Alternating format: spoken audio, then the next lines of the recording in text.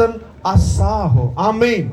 हम क्या है? मसीह का बदन है। अगर आप मसीह के बदन की कीमत 30 सिक्के लेते हैं तो फिर आपको पता है जिसने 30 सिक्के लिए थे उसका हाल क्या बना था। नींद नहीं आई, बेचैनी रही, तो आखिर उसकी डेथ हुई। और ऐसी डेथ हुई आप सब जानते हैं। आप अपना खुद का मसीह पेश करें।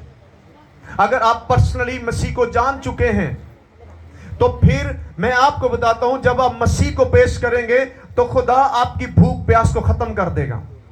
आपकी हर जरूरत को वो पूरा करने वाला है।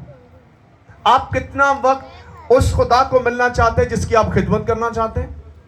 कितने घंटे उसके पास बैठते हैं? खुदा मुझे कहता है ये बड़ी बड़ी चीजें तो मांगते हैं, इनसे बता ये कितना वक्त मेरे साथ खर्च करते हैं? 10 मिनट भी लगते पाँच जाते। जितना ज्यादा आप खुदा के पास बैठेंगे आप उतना ही खुदा की कुव्वत से बढ़ते जाएंगे। हमें रूहों को बचाना है। इस पैसे से रूहें नहीं बच रही, इस पैसे से और कुछ मिल रहा है। रूहों को बचाने के लिए पैसे की जरूरत नहीं है। रूहों को बचाने के लिए रूह का मस्सा चाहिए आपको। आपको खुदा के कलाम की जरूरत है। शागिर्दों के पास कितनी दौलत थी, कितना वो दौलत के पीछे भागे थे, लेकिन बाइबल क्या कहती है? वो खुद तो गरीब थे लेकिन लोगों को अमीर करते थे। आमीन। ये है खिदमत। हालेलुया। आए इस बात को हम देखते हैं क्या होता था। ईमान की किताब को पढ़ते हैं। खिदमत का मेयार मैं बताने लगा हूं, क्या होना चाहिए आज बाइबल बताएगी।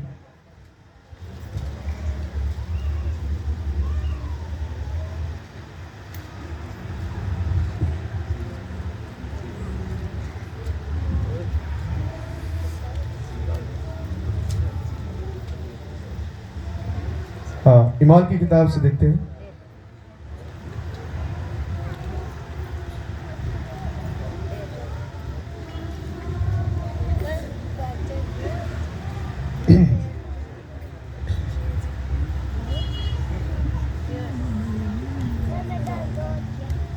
ये है इब्तदाई कलीसियों का म्यार जो आज नहीं हो रहा, जिससे गुमराही बढ़ती जा रही है, लालच बढ़ता जा रहा है। आए देखें इसका चौथा बाब उसकी 32वें आयत से पढ़ूंगा, गौर से देखिएगा। और ईमानदारों की जमात में एक दिल और एक जान थी। आज ईमानदारों की जमात बहती नहीं, कितने लोग एक आधी ईमानदारों की जमात, इससे तो मोजजात नहीं हो रहे, इस तो रूहां नहीं बच रही हैं। वो क्या करते थे? किसी भी एक जान थी और किसी ने भी अपने माल को अपना ना कहा। आमीन। अपने माल को अपना ना कहा, बल्कि उनकी सब चीजें मुश्तरक थी। आमीन। बोलो आमीन। समझ आ रही है? क्या थी? उनकी सब चीजें मुश्तरक थी। आगे बढ़ते हैं। और रसूल बड़ी कुदरत से खुदावंद यीशु के जी उठने की गवाही देते रहे। ये था उनके पास दौलत। आमीन। इससे बड़ी कोई दौलत नहीं थी उनके पास कि वो जी उठे, यीशु मसीह की मनादी करते रहे, उसकी गवाही देते रहे। आज आपके पास क्या गवाही है कि आप किस तरह से मसीह में आए, और वो गवाही क्या आज आपके अंदर से नजर आ रही है? जब आपने मसीह को कबूल किया तो कबूल करने से पहले जो आपकी जिंदगी है वो आपकी गवाही बनती है। कभी आपने अपनी गवाही किसी को दी कि मैं क्या था? अपने आप को छुपाने की कोशिश करते हैं तो ऐसे काम नहीं चलेगा। देखिए क्या था? और उन सब पर बड़ा फजल था। क्या? क्यों फजल था? कैसे फजल था? क्योंकि उनका मनादी करने का जो पर्पस था, जो मकसद था, वो जी उठे मसीह यीशु को पेश करना था। आमीन।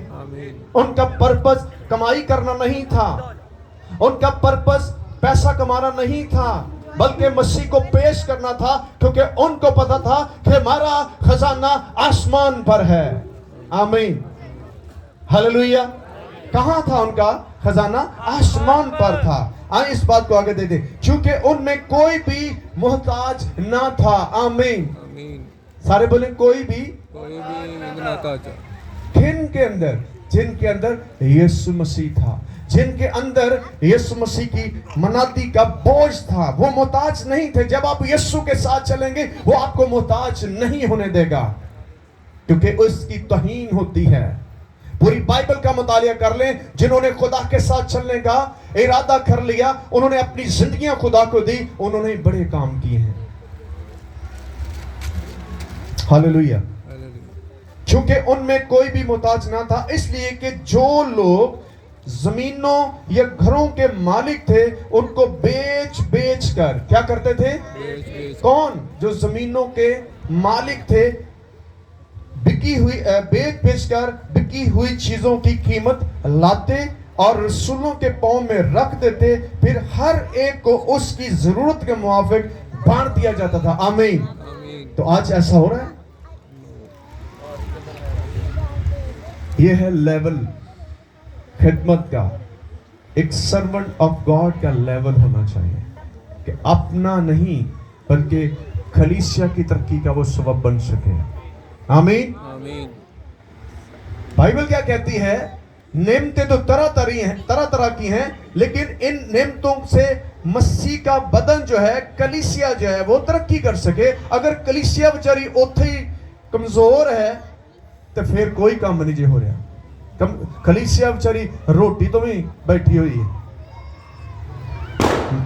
मैं बहुत सारे लोगों को जानता हूं, वो अपने बच्चों की फीसें पे नहीं कर सकते। आप कुछ नहीं कर सकते तो उनके साथ बैठकर उनका दुखी सुन लें, उनके अंदर उम्मीद पैदा कर दें, उनके लिए जाकर दुआ कर दें कि मेरा यीशु तेरे लिए सब कुछ कर सकता है। आमीन। हालेलुया। मैं नहीं कर सकता लेकिन मेरा यीशु कर सकता है। ये है मसीह को पेश करना जो जिंदा हो चुका है, जो शागिर्दों ने किया। ईमाल 3 बाब में क्या लिखा? हमारे पास सोना और चांदी तो नहीं है, लेकिन जो कुछ हमारे पास है वो हम तुम्हें दिए देते हैं, यीशु के नाम से उठ और चल पर। आमीन। यह है मसीह को पेश किया गया है। इस चीज को समझें। ये खुदा का कलाम जो है ये दो धारी तलवार है, ये दोनों बने लग जाता है, लेकिन ये इंस्ट्रक्शन ऑफ गॉड है। आए इस बात को और देखते हैं। 2 तिमोथियस उसका दूसरा